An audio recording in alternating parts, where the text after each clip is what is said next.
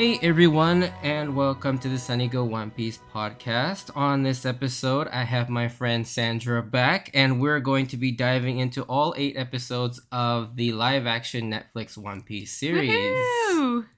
So yeah, thanks for coming back, Sandra.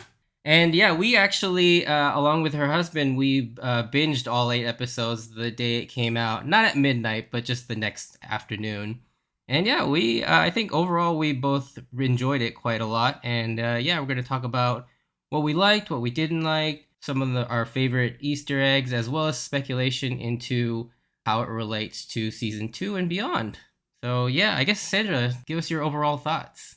All right, my rating, 9 out of 10. I loved it.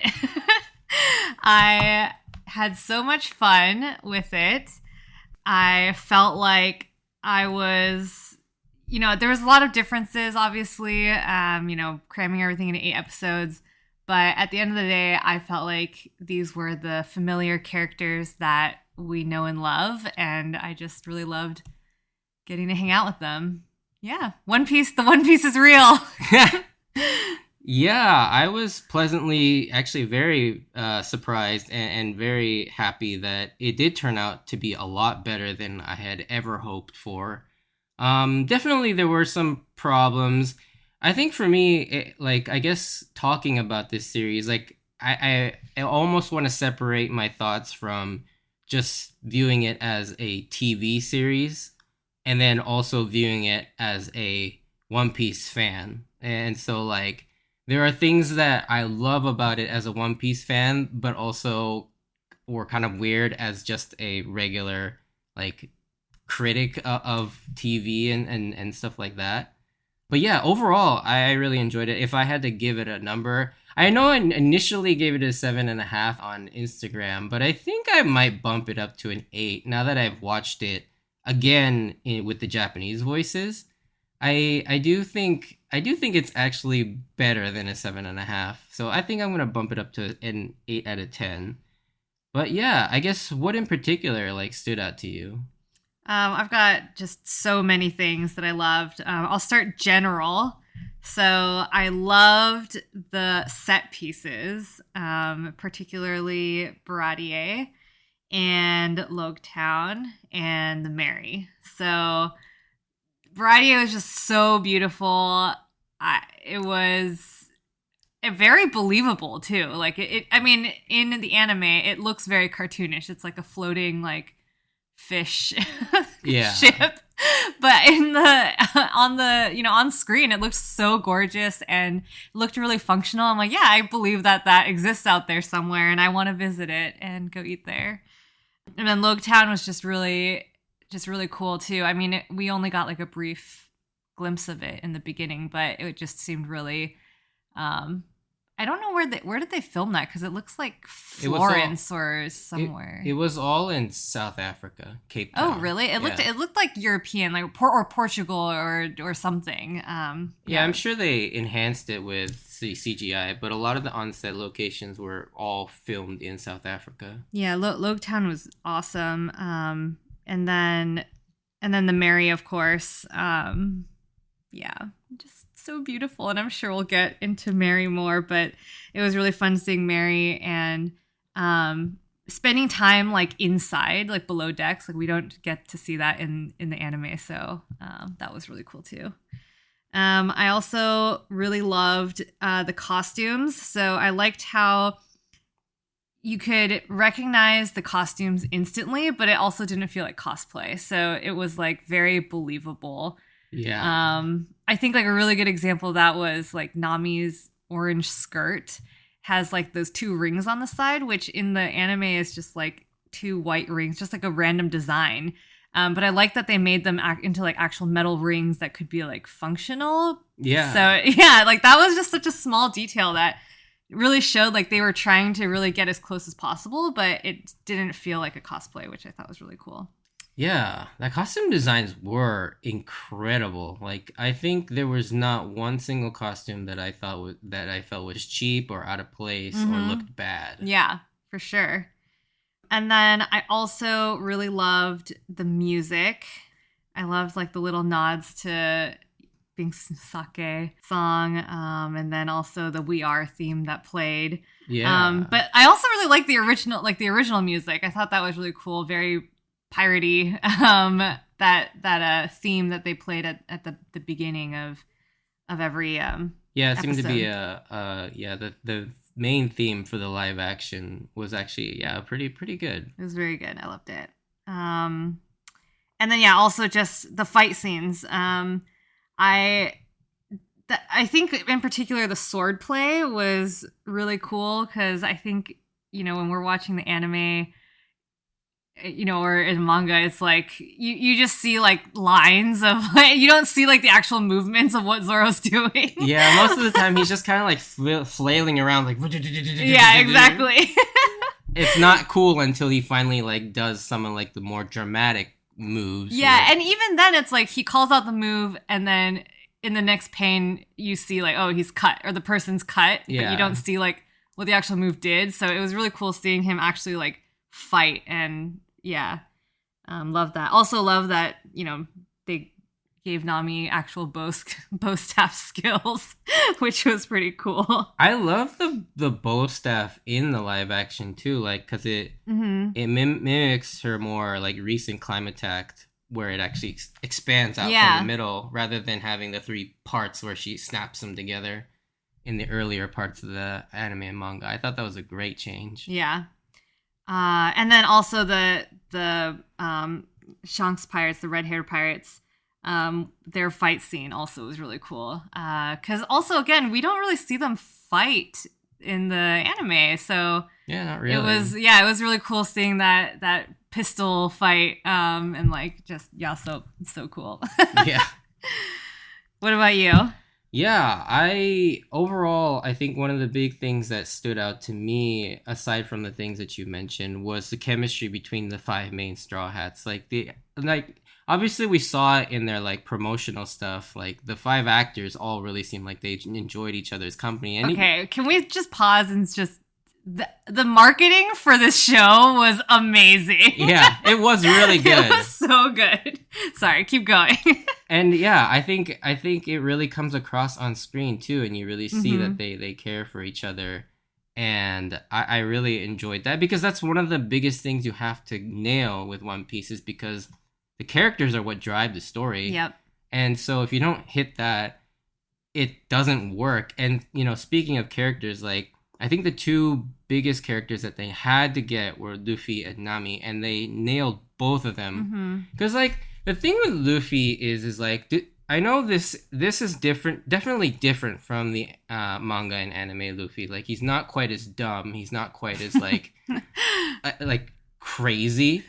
But I like how he's a little bit more serious and a little bit more thoughtful. But it works for this because because the world is a little bit more subdued.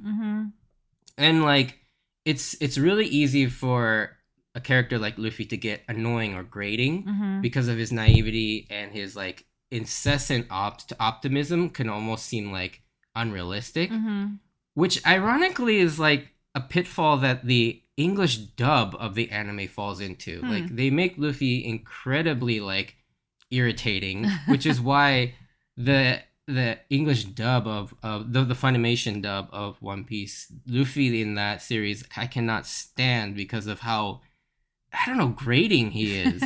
But the live action somehow sidesteps that pitfall altogether, and it works so well. And Emily Rudd as Nami works incredibly well. I love her as Nami. Yeah, like I was worried about her from the trailers because of how serious she was, and she is pretty serious in this series, but her warmth also still comes through perfectly. Like she still cares for the crew and acts like the big sister. Yeah. And she throughout the series she's basically like a tertiary or even a secondary captain, taking care of everyone when Luffy is not doing what he's supposed to be doing. And so yeah, I love that they got both of those characters right. But yeah, I think the other three were really great too. Zoro, like Makenyu as Zoro was pretty good. The only thing is I wish Zoro like was a little more lightened up a little bit. Like they had a couple moments where he's like smiling and joking, but I think they went so far Into it's like post. Am I not supposed to say that? No, you can. Okay, sorry. No, minor spoiler alert. It's kind of like more like post time skip Zoro. Yeah, where Yeah. he's like always serious, always badass. And there's no like laughing. There's that one scene where he's kind of like making fun of Helmeppo Mm-hmm. after he cut his hair. Mm-hmm. But beyond that, I feel like he wasn't there. But yeah, I guess what was your favorite episode or arc in this series? I think my favorite was the episode where they go to the Baratier. I don't know if it's all in the same episode, but I just in particular loved the scene introducing Sanji. Just so charming. Why he's just so charming. Yeah. I mean, like so much more charming than the anime version, which I think was awesome. I love that they went that direction with him. You know, it was so charming. He was so flirtatious when he like walks up and asks for their orders. Then he's like very rude to them until he sees Nami and is just like, would you like your water in a crystal goblet kind of thing? And then love the moments of the rest of the crew like teasing her and then also, just them hanging out in the bar. So like Usopp like telling these tales at the bar and then, Nami and Zoro getting into this drinking game, which I love those scenes because it just feels like those are canon, right? Like that's stuff that really happens and it's stuff that we didn't get to see in the anime. And I love seeing them like have those hangout moments. And I also think that just that drinking game between Zoro and Nami like worked really well for their characters too. And yeah, I just love anytime we get to like have those hangout scenes. I really loved those parts.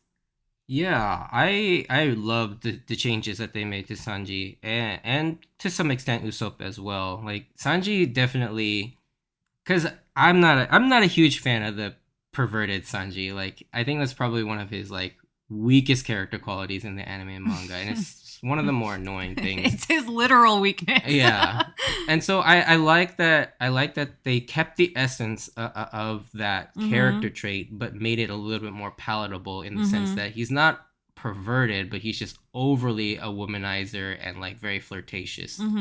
And I think that works a lot better, especially for a live action where you can't go over the top with it. And because like in the anime you can kind of get away with it by making it go over the top with giving him like the heart eyes and the nosebleeds and like the falling over backwards. But you can't really do that here. And so it'll if you did the pervertedness, it'll just come across creepy. So creepy. Yeah.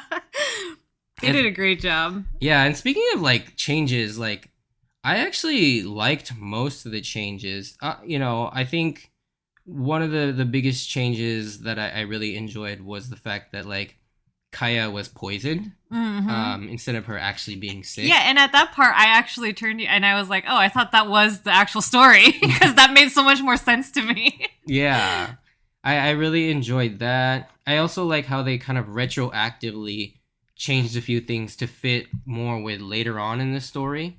Like the design of Arlong Park, minor spoilers, but like Arlong Park was based off of a theme park that Arlong and his friends loved to see in a later island, much further down. We'll probably get into this more in the spoiler section, but I like that they included those elements. I love that, yeah, like you said, they include being Sake, the song, because Luffy explicitly states that he's heard the song with Shanks when he met who.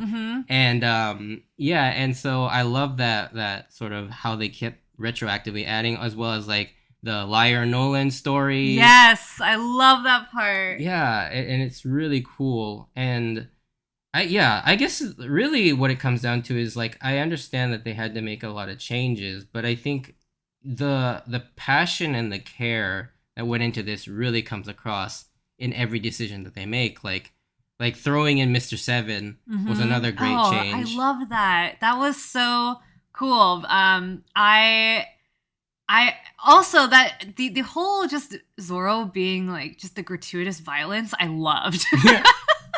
Because I don't know, like I was like, oh, this is like for real, and I don't think we've ever seen, just Zoro. I mean, he freaking chopped this guy in half and then put his body in a bag and was like carrying it around for like half an episode. I was like, oh, this is dark. I like it. Yeah, but that was really cool, and love the foreshadowing Baroque works. Yeah. Love that. So that just gave me chills. And what a cool intro for Zorro.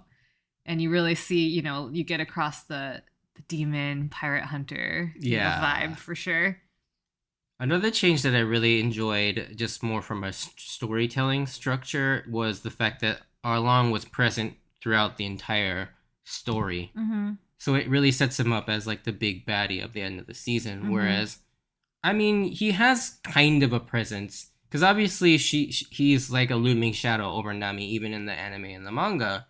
But you don't actually hear about Arlong until after the Baratie, where you explicitly hear his name and how he's connected to Nami. And I liked the fact that they kept building up Arlong until the very end. So he does feel a lot more like a big bad boss. So I thought that was another great change that they made. I love the actor for Arlong as well. Yeah. It is so good. So good. I think the casting director for this show needs to win an award or something, because oh my god, she nails every casting except for one. Yeah, and I think we agree on that one. Yeah, and that's Ben Beckman. Like, what the hell happened there? No disrespect to the actor that plays him, because he plays him well with what he's given, but he is not Ben Beckman. Like, not even close. I mean, they didn't even get like the hair color right, which is also confusing, because it's like, he's not old at that point yet. I know. I mean, like, you can make Nami's hair like that crazy orange color, and like you can't just give this guy a black wig. Yeah. Speaking of black wigs, like, another one that I mean, what's weird is like Kuina's design. I don't know why they saddled her with that weird blue wig. She has black hair in the manga and the anime, and I've seen the actress without the wig, and she has beautiful hair. Like, I don't understand why they don't just keep her, like, natural hair. She would have looked fine. It was so weird.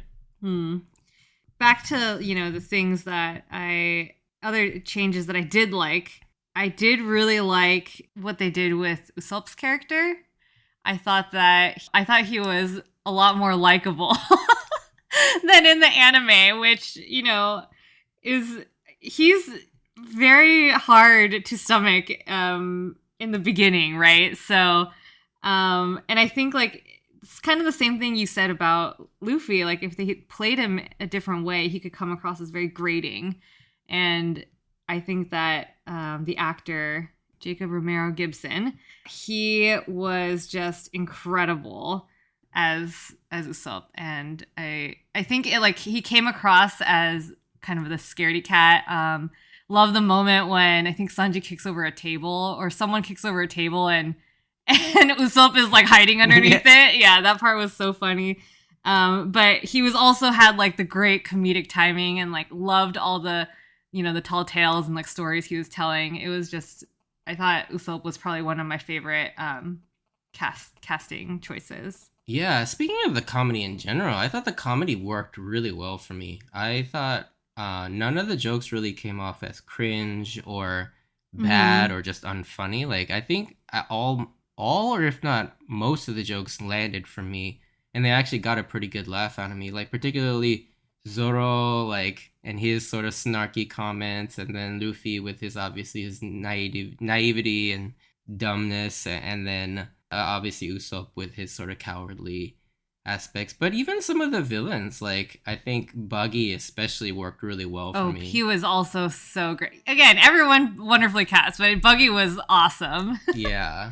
I think overall, yeah, everything within the content was really good. And I also think, for the most part, from like a TV or filmmaking standpoint, was really good too. Like, obviously the set design, costume design was good. The cinematography was actually surprisingly really beautiful too. Like, some of the shots in this series were really gorgeous. Like, but then there was one thing that I really didn't like artistically that they decided to do with like these like constant insane close-ups with this like fisheye lens. Yes. I don't know what the hell that was or what they were going for, but it looked ugly whenever they did that. That was my only complaint, and I hope they stop using that if they continue with season 2, because that was bad. Yeah, that was confusing why they chose to do that. And I mean, yeah, I think, weren't you saying that it had maybe had something to do with filming during COVID and Yeah, I mean this series was definitely shooting during the height of the pandemic, and mm-hmm. so they probably couldn't get like a lot of people on set at once, and so they filmed a lot in close-ups. That would be my guess, but it still doesn't explain why they had to use that fisheye lens. It's like it was just it's so just bad. there's just so confusing why they chose to do that. Yeah, it was really weird. I also like from like a story standpoint too. Like they fleshed out some stories borrowing from, and I don't know how this is going to affect later on if they ever get to this point, but they borrowed a lot of elements and enhanced like Nami's story a little bit more. Like it almost like it's like a wink wink direct reference to it, it seemed like. So like, well, actually I'll wait for spoilers because I can't talk about this without talking about spoilers. So yeah, I'll get back to that point. I'm intrigued.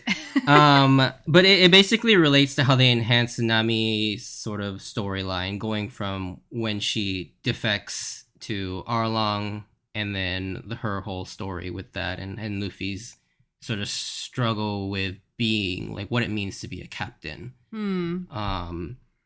And I feel like they borrowed a lot of elements from a future story arc in the anime and the manga.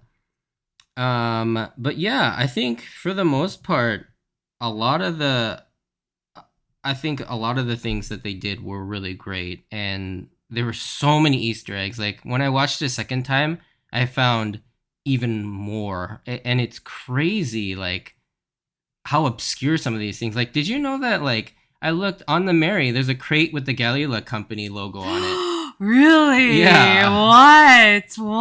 Yeah. And then another thing that I didn't notice, it was a musical cue, but when Shanks is putting his hat on Luffy, the young Luffy, it's a remix of Memories, the first ending theme. It is. Yeah. Oh my god. I don't know why I didn't catch that the first time, but yeah, I when I rewatched it, I was like, oh, that's Memories. Wow. And so yeah, so many Easter eggs, just like really obscure things too.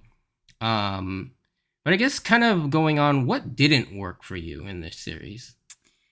What didn't work? I think the biggest one for me was the focus on Garp Yes. and Kobe, and also Garp's character seemed really off to me. I felt like he was much more serious than he should have been, or how he is in the anime. And then I also feel like in the anime, he has like a irreverence for the Navy that he's, and that's why he hasn't been, he doesn't want to be promoted. And it felt like he respected the Navy a little bit too much in this show. He was just very like, Marines, like, stand at attention. I don't know. He just seemed very like military, and I was like, that is not at all how I thought Garp was supposed to be. So that was weird that they took him in that direction. I agree. That is probably one of the biggest things that didn't work for me, was expanding Garp's role, and then also just like the actor was well cast and he played the character really well, but the direction that the writers took Garp in just was very strange. Like it did seem like almost an entirely different character. Yeah, I needed like 50% more like laughing and goofiness and 50% less shouting and seriousness. Yeah, like Garp doesn't seem like the character who would like throw tantrums and like rip up his office and like scream and maniacally like laugh. Like his laugh is like this guttural like happy laugh and almost like mocking laugh. So like when he's laughing, he's just kind of like mocking at how serious the Marines are, or how how crazy and like uptight like Sengoku is or whatnot. And so yeah, it did seem really weird, and the fact that they devoted so much time to Garp, Kobe, and Helmeppo, which I don't have a problem with because Kobe is one of my favorite characters, and I Mm-hmm. think Morgan Davies plays Kobe Yeah, so he was well. great. I loved Kobe in this, and it didn't change my opinion on Kobe as a whole. But I think that yeah, there was just too much time devoted to them that could have been spent with the Straw Hats and fleshing them out because there were some things about again that the pacing of this series because it's only 8 episodes is just breakneck speed. Like I think that was my biggest issue with this series. It just goes way too fast. So I was watching a review from Grand Line Review on YouTube, Mm-hmm. and he was talking about a theory about why they had this huge storyline with Garp and Kobe in it. And the theory is that because of budget, they needed to cut out a bunch of battles, right? So a bunch of these battles that would normally happen because the battles are expensive. You have to do all the CGI and et cetera, et cetera. So they would have to cut all of those, and to make up time for their 8 episodes, they needed to put in something that would take up time but would cost less money, and that was just like these marine shots, which are like easy to film and less costly. So that was like the theory of a reason why they might have expanded that storyline, because it's just literally cheaper to film like the Marines. I mean, I get that, but I mean, if that's the reasoning why, then I don't see why they couldn't just have used that time to flesh out the Straw Hats a little bit more. Like, Yeah. you didn't have to put them in battle; just Yeah. put them in situations. I mean, half the time, one of my favorite parts about the anime and the manga is just seeing the Straw Hat crew Hang out. messing around and hanging Yeah. out. And they did a pretty good job of that, like at the Baratier bar, while Luffy is doing the chore boy stuff. You have Usopp and like Nami and Zoro just kind of like drinking and partying. Yeah, I love that. And yeah, you could just have more scenes like that. I think that could have been fine. Like, Yeah. I wanted to see more development because, like, definitely, I think Usopp and Sanji get a little shortchanged. Oh, for sure. In the development. Yeah. And because of this pacing, they basically had to remove certain things, and I think that was one of my biggest issues in terms of what the pacing did to the story is that they removed certain aspects that make other things not make any sense. Like I talked to you earlier before we recorded this about like Captain Morgan and how he's like strung up on the on the thing after Garp comes in and he's sort of like reprimanded. But it's like in the live action, Morgan didn't really do anything that bad. He was just an arrogant asshole. But like in the anime and the manga, obviously he like kills his own men. He tyrannically rules the townspeople, and you get to see his tyrannical rule. And then by extension through Helmeppo, who's also terrorizing, the citizens with his like weird wolf dog. But that's all gone in the live action, and I don't necessarily besmirch them for removing that, but it just doesn't make sense why Garp would like severely punish Morgan for that. And then similarly, like this isn't necessarily a knock on the story itself, but one thing that I really didn't like was how they didn't have Sanji out there to watch Zoro lose to Mihawk, because if you remember in the manga and the anime, that's a big turning point for Sanji. He like yells at Zoro. It's like, isn't it easy to throw away your dreams? Like, to rather than to risk your life like that after Zoro gets slashed by Mihawk. And it's like, that moment for Sanji is what turned him to thinking, maybe I am making a mistake by throwing away my dream and not risking my life for it and staying at this restaurant. Like, that was the first moment. And obviously it changed his outlook. And I think that's one of the reasons why Sanji, like, is annoyed by Zoro so much, is because Zoro is the one that reignited his, like, dream to go out to sea again. And that missing, obviously that's kind of like a fanboy, an anime fanboy in me, that I wish that scene was still there, but it just, I don't know, the rationale for Sanji leaving in the live action is just very paper thin. It was so sudden too. Yeah. It was just like, all right, he's going. I mean, again, they only had 8 episodes. I get why they did a lot of these changes. But that's why you should watch the anime and read the manga. Yeah, and for sure. And I think, yeah, because of the fact that you don't get as much development, like, it was poor Usopp, man. Like, he Yeah. just didn't get any. Like, the Syrup Village arc, more time was devoted to Zoro's flashback because they couldn't fit it into Mm-hmm. Shell's Town. And so, like, half of, I think, episode 4 is basically Zoro and his flashback, Mm-hmm. which cut away, obviously, into Usopp. Like, Usopp didn't have a very, like, extensive backstory, but you removed, like, him and Kaya didn't actually get their sort of hero moments in their Mm-hmm. respective arcs. Like, when Kaya stands up to Klahadore and, like, she points the gun at him and stands up to him and basically says, like, how could you have done all this? And of course, she gets weak and can't pull the trigger because of, all the mental anguish. And then obviously Usopp gets his big moment against Django and saving Kaya, but none of those are there. And so, Love Django, by the way. yeah, I think Django missing from this is probably the biggest disappointment for me. Obviously, he's on one of the Not wanted posters. Shushu? I mean, we got Shushu. I mean, barely. You know what? That's one of the things I'm okay with cutting. Like, Yeah. as much as I love Shushu and how pivotal that scene was for me in making me a One Piece fan, Mm-hmm. I think it was all right not having a building-sized lion take on a Yorkshire Terrier and wrecking the Oh, pet yeah, store. They did. I mean, Richie got a shout out though. He Yeah. did get a shout out. He was on the poster. And yeah, I love the little things, like, yeah, seeing Shushu cameo at the Yeah, end yeah. of Orange Town. Oh, I love that. Like, I was hoping to see Shushu in some way, Mhm. and I'm glad Shushu was there. Yep.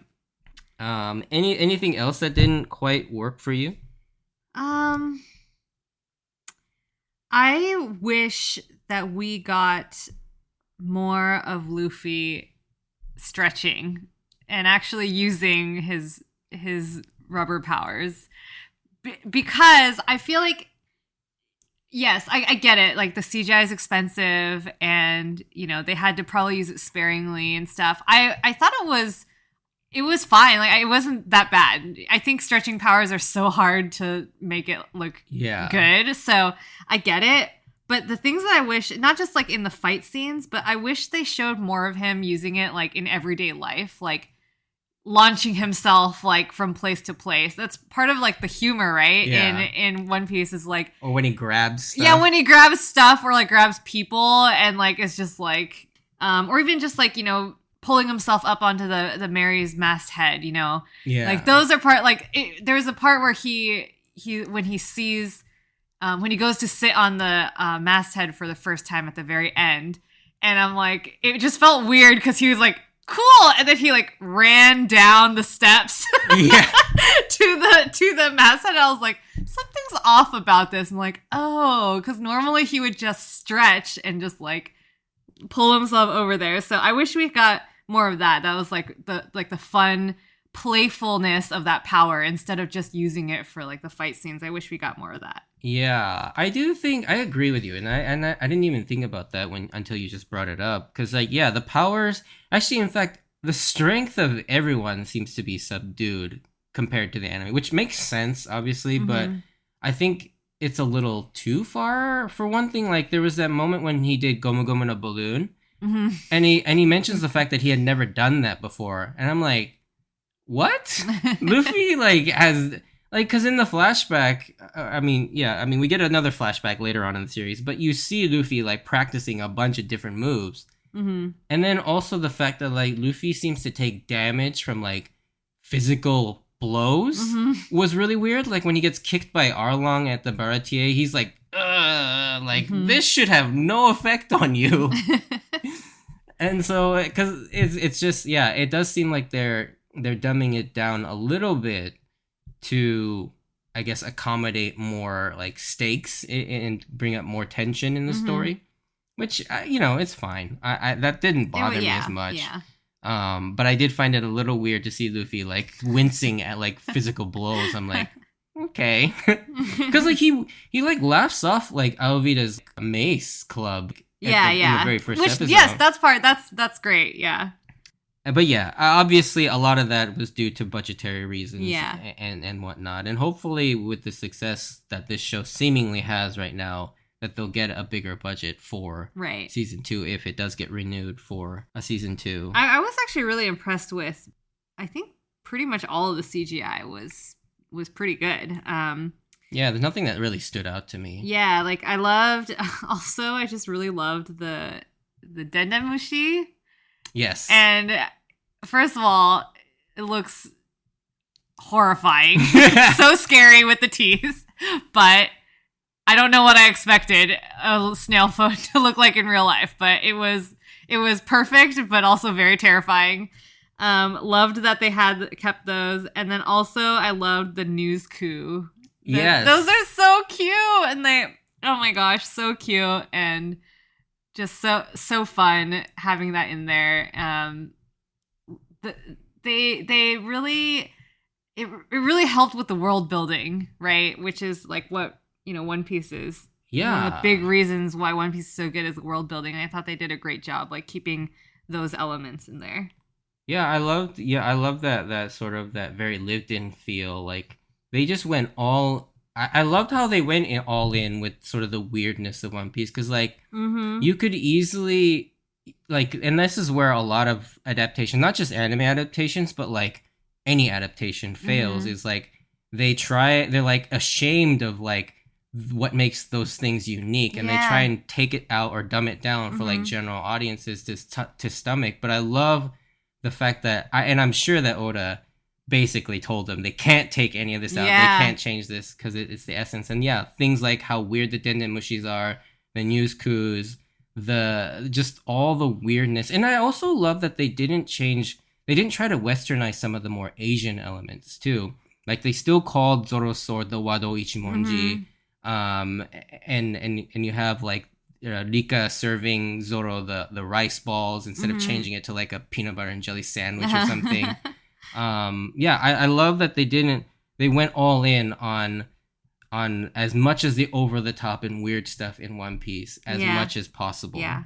I also loved, speaking of like Easter eggs and stuff, I love that we finally get confirmation that Garp's like right hand man's real name is Bogard, because that was one thing that's never ever been explicitly stated in any fashion, aside from the only reason why we've known the name Bogard is because in the English dub the actor is credited as Bogard. Oh, really? Yeah, but it's never once uttered in the anime, the manga, in any of the visual dictionaries or the Vivera card like backstory. This is the first time we've actually got an official confirmation that guy's name is Bogard.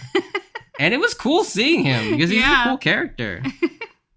Also, speaking of like Garp, I loved that Garp threw the cannonball. Yes, that was so fun. Like, oh man, even though he only did it once, because I remember we were watching, it was like, oh my god, he's got to throw a cannonball. We got so hyped when that was about to happen. Yeah, wish he threw more. Yeah. And then there's like little things like all the rare animals. Like Gaimon's island wasn't there, but you could see the bushes were shaped after like the lion pig and the panda. God, Gaimon. And so yeah, you could see like a lot of different things. And then all the wardrobe changes was really cool too, like seeing them reference different cover stories, or not cover stories, chapter covers, as well as color spreads. And also volume covers too. Like they just drew from everything, and I love that they changed the wardrobe of the characters. Oh yeah, and I loved like I said, costumes. That was one of my favorite things, and I thought that Easter egg you explained about like Nami's like original design, that was a cool one too. Yeah. What other Easter eggs did you see in Logtown? Because I think the only one that the only one I noticed was like Dragon. Yeah, so obviously the green cloaked person was Dragon. We saw Mihawk, we saw Young Smoker. Oh, that's right. I need to go back and watch this scene because like I was hoping that they would be there, but like according, with Chapter 0, you see like Doflamingo and Moria also there during the execution as well. and I didn't quite see them. Crocodile is also supposed to be there. A lot of people think there's this one lady. Yeah, that's what I was wondering because they definitely focus on her, and I'm like, who is that? Yeah, there's this one lady that they focus the camera on a little bit that could possibly be a reference to Smoker, or not Smoker, but Crocodile. But also, obviously, Crocodile is a man. But then there's this like wild theory that always has been around for years, even decades, that Crocodile used to be a woman, um, and that a certain character from another arc changed him. Again, we'll go get into spoilers later. What? Yeah, there's because they have history together. But anyways, we'll get into that in the spoiler section. But yeah, I love like the reference to like Mirrorball Island where Django's cover story takes place. And in the map at the very beginning, you can even see like Momu like swimming in the map. Also, you can kind of see, I think there's this giant bridge that you can see in the map as well. Oh, I saw that. I noticed that. And that's supposed to be the Tequila Wolf bridge. Where a certain character spends her time skip time at. And so yeah, I think a lot of the different references and Easter eggs are really good. And it'll be definitely really fun to keep continuously watching because there's way more, I think, hidden everywhere. After like catching up on like a couple of them, I feel like there should be way more. I also loved the nod to Zoro getting lost. When, when he's like running back from the well and he meets up with Luffy and he's like, "Oh, were you headed this way?" And he's like, "I thought it was this way." Yeah. Love that. And then also Zoro and Sanji's banter. And then Sanji calling Zoro Mosshead. Oh yeah, that was fun. Yeah, and then just a bunch of different characters showing up, like Full Body and Moody, like they were on their date. Obviously we get the wanted posters. Oh, the wanted posters. Yeah. I love the introductions to all the people with wanted posters. Like how the wanted poster would like flip onto the screen and then the characters would interact with them. Yeah. Like I swat it away or something. I thought that was genius. Like that looked so good. But yeah, like we got Cavendish and Foxy and Bellamy like setting up future arcs. And I particularly love the inclusion of Cavendish because Cavendish basically started his journey at the same time as Luffy and gets really jealous the fact that Luffy upstages him later on. And so I love that his wanted poster is basically there as well.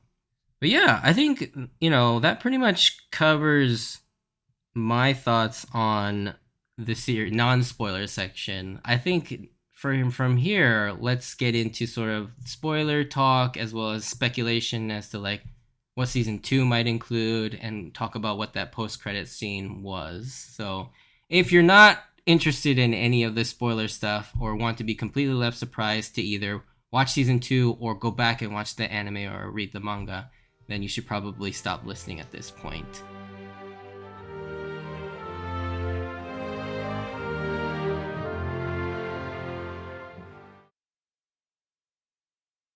All right, I have a question about spoilers.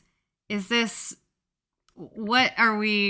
we talk about, how far in the anime can we talk about? Pretty much at this point, a free reign. Like, all right. I'll try and not spoil anything for you beyond what you've seen. I'm an anime only watcher, so I've only seen up to the anime, so please don't spoil. But pretty much everything up until, what is it, episode 1074. I haven't seen 1074 yet, so 1073. Okay, 1073. Up to 1073 is fair game in the manga or in the anime, and that would be around chapter 1048, I think, in the manga.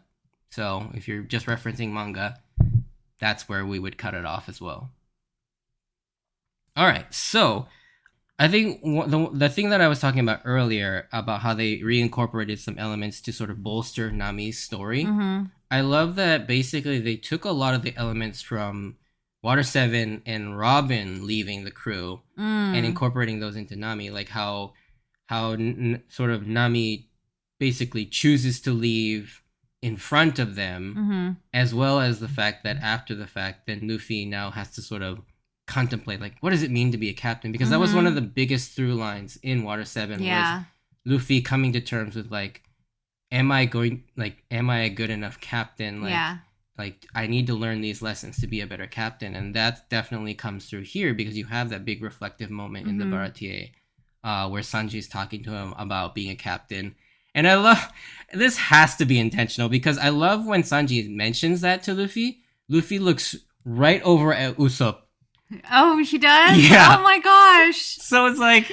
Oh my gosh. So clearly they're referencing the fact that they have that falling out later in Water 7. Because that is way too far on the nose. Yeah. On the nose.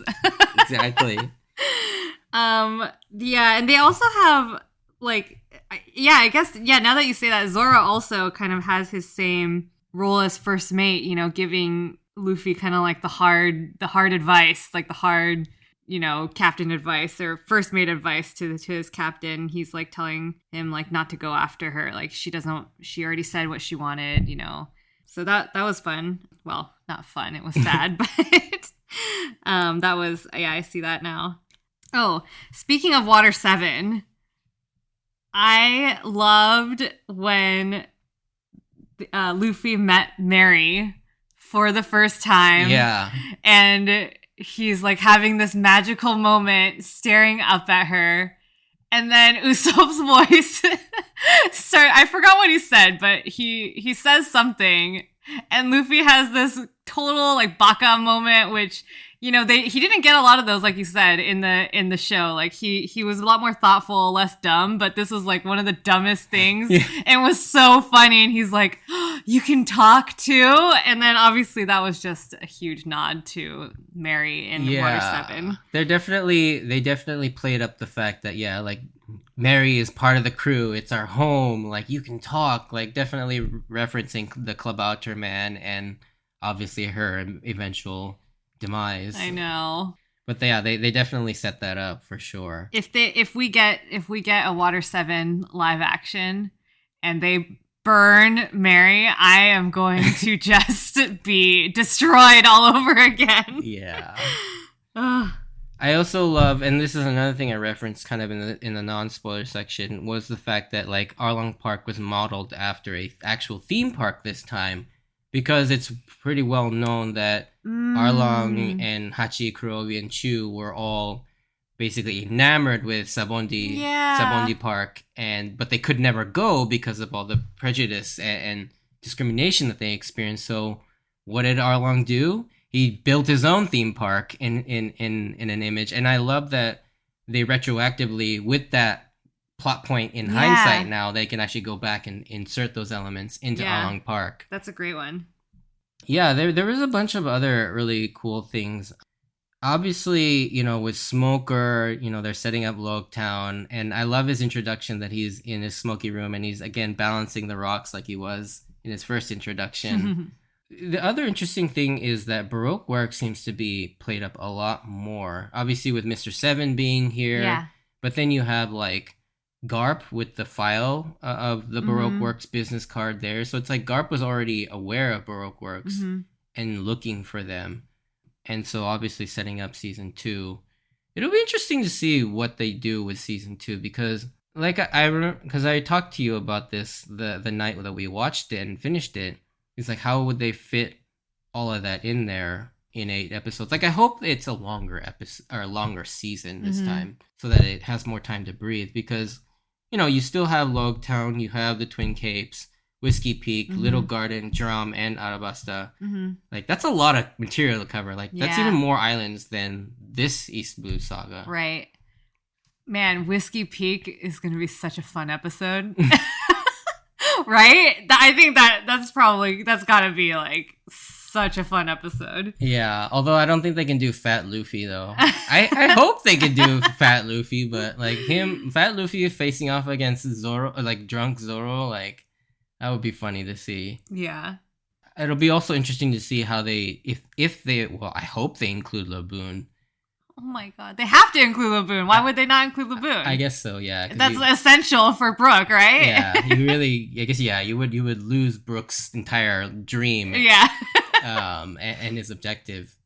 Oh, another thing I really loved was the fact that they basically took the revelation that Shanks stole the Gomu Gomu or Nika Nika or Hito Hito no Mi from the Marines. And when you see the box that it's in, it has the Marine logo on it. Oh, I didn't notice that. Yeah. Whoa, that's cool. So they're already planting that. And you know what's weird is the way that scene is shot when young Luffy finds the Gomu Gomu, it has almost this like mystical quality because he's like not just in the restaurant anymore. He has to like literally go into this like sun-soaked corner of the room and it's given like this extra reverence as if like fate is willing him, which you know, the Gorosei which the Gorosei do say that the Hito Hito no Mi Nika fruit has like a will of its own, like all zones do, but especially this one seems to be like actively avoiding being found by the world government. And then it seems like the live action plays into the fact that maybe the fruit is actively calling to Luffy. So I did really enjoy like in this. the anime it's just like sitting there on the bar. Like, why?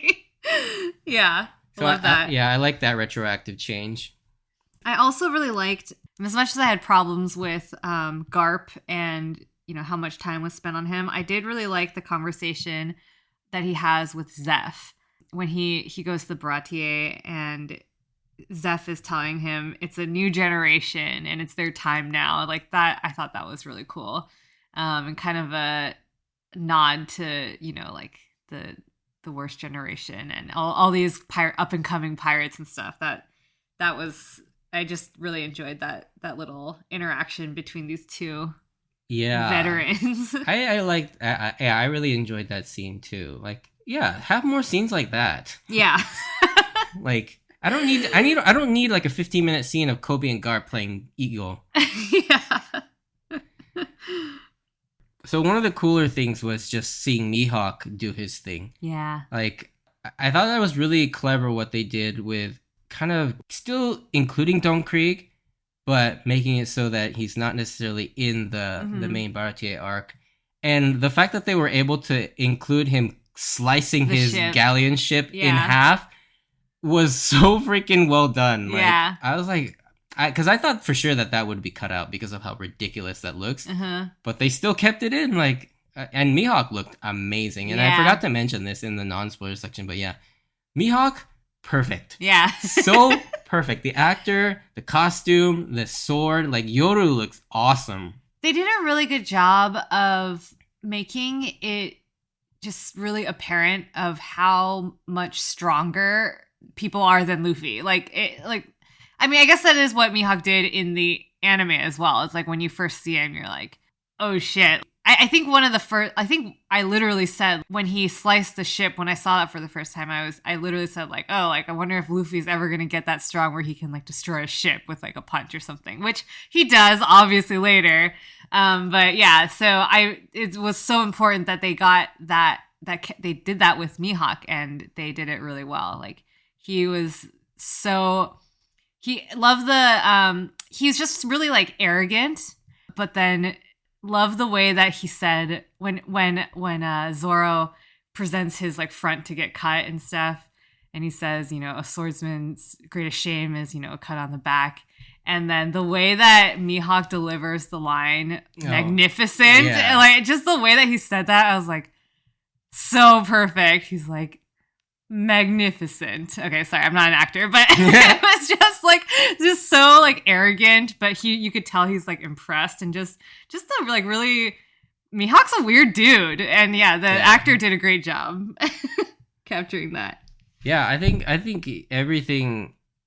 This series does so many things so well, and I think that's why it's resonating with not just fans of One Piece, but also just general audiences. I feel like, there's definitely some rough around the edges parts. Like some of the acting, it doesn't quite land for me, particularly in the really high emotion moments. That's honestly though, it's actually rectified in the Japanese dub. Oh my god, watching in Japanese is just it is so awesome. It made me really appreciate how good the voice acting is, because when you're watching it like with the Japanese voices, it was like I feel like 50% of the character is just the voice actor. Like, Yeah. not even like what you're seeing visually, it's just in like the acting, the voices. So yeah, I agree. I thought Yeah. So Japanese dub is fun. if you're a fan of the anime and you watch it with subtitles, like definitely do yourself a favor and rewatch the series with the Japanese voices, because it is really good. Not to take anything away from the performances of the American and English actors, because they all did an amazing job too, but there is just something about those voices. Yeah. Either it's because of nostalgia or just because that's what I'm used to for like 20 plus years. But they not only get the original 5, but like almost 90% of the characters are voiced by their original counterparts from the anime. It's crazy. Like, I think the only changes I recognize were obviously characters who passed, or voice actors who passed away. Like Mayor Boodle's voice actor passed away. I don't know why they changed Arlong's voice. Maybe because his original anime voice didn't match up with the performances of whatever the live action was going for. And then obviously Sham was a man in the anime, so they had to recast the Sham. But Butchie is the same, which is cool too. But yeah, hearing like, especially like Clahador, his original voice actor, because you haven't seen Kuro in forever. You never see him again in the anime, and so it was really cool seeing him and hearing that voice once again. And so yeah, definitely do yourself a favor and check it out in Japanese as well as the English one. Tell me more about the other spoilery Easter eggs. Yeah, tell me about Crocodile. I need to know what. Yeah, so there's always been this theory that, because like when Ivankov and Crocodile meet after they break out of Impel Down, he talks about. Oh, that's right. He kind of like talks about how he knew him in the past, and there's this theory that there's so many layers to this weird theory. So there's a theory that Crocodile was originally a woman and changed into a man through Ivankov's hormone powers. But then it takes it even one step further, because a lot of people seem to think that Crocodile may be Luffy's mother, which I never understood. What? Yeah. Wait, what? Yeah, that's a real theory out there. Why? I don't know. I never really understood the connection, really. Huh. But yeah, so there's that theory, and so that's why when people saw that woman in the square during the execution, they thought, okay, is this like pre-transition Crocodile? I mean, who else could it be? It has to be someone, right? I don't know. I mean, there's a couple other people that get prominent screen time during that don't really like, aren't really anything. Like there's that one woman that's running through the middle with like the blue dress and like the star on her chest. Yeah. Which is another reference. That's the clothing brand, the criminal clothing brand. It is? Wow. Yeah, that like Kami first introduces. That's funny. Yeah, so that's another cool reference there. Is Papug that old though? To be making, isn't that his brand? He could be that old. I guess we don't know how old the starfish can He sounds like an old man. That's really funny. And so yeah, I thought that was really cool. Yeah, I think that's pretty much most of the things that I saw that I think, at least spoiler section, really. Yeah, overall, yeah, this series I'm very excited to see, and hope that they do get a season 2 and we get to see like Chopper. Oh my gosh. Like Chopper, man, I don't know, cuz he'd have to be pretty much entirely CGI. They needed the team that did Detective Pikachu. Yeah. Detective Pikachu like Chopper is what we need. I just want to see that. Just take the exact body they use for Pikachu, turn it brown.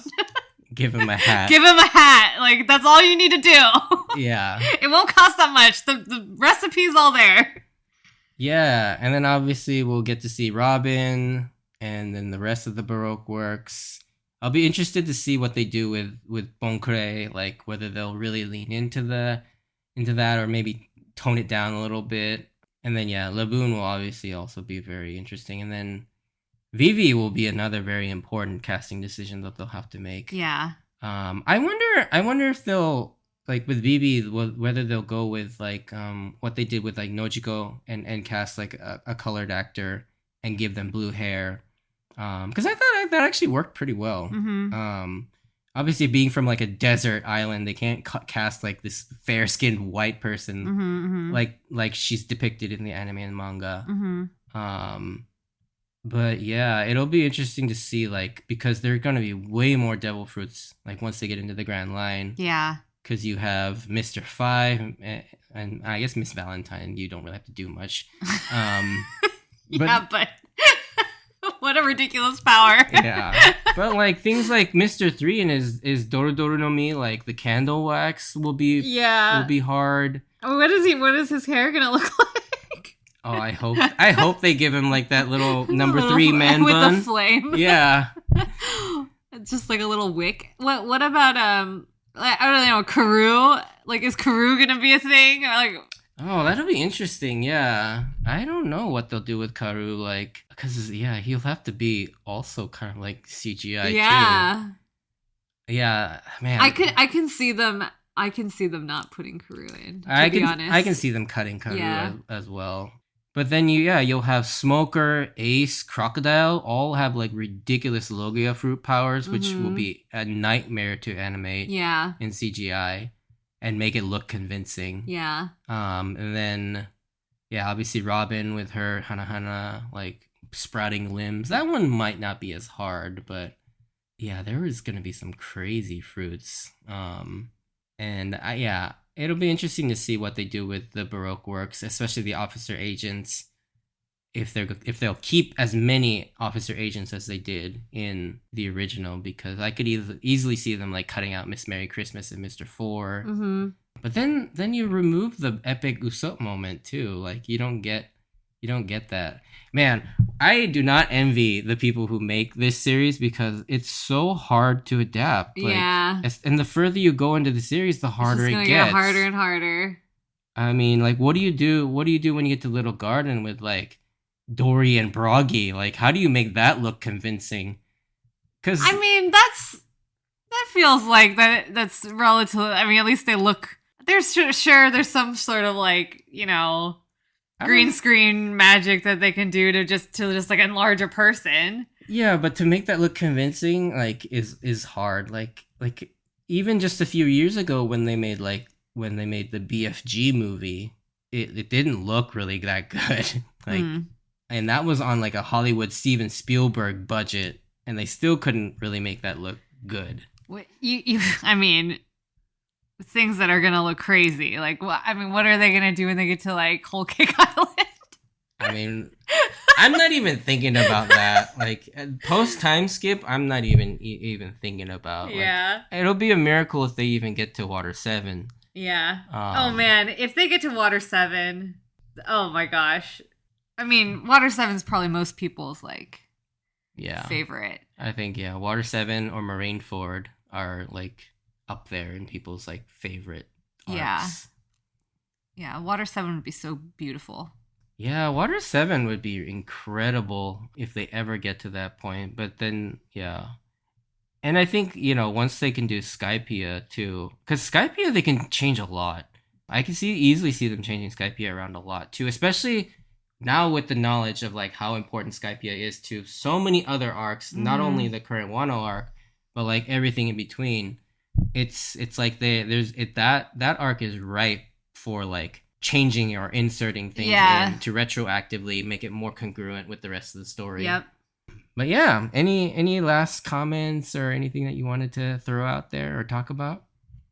No, just 9 out of 10. I loved it. I love how much of a moment this is for One Piece. Yes, that's a good point.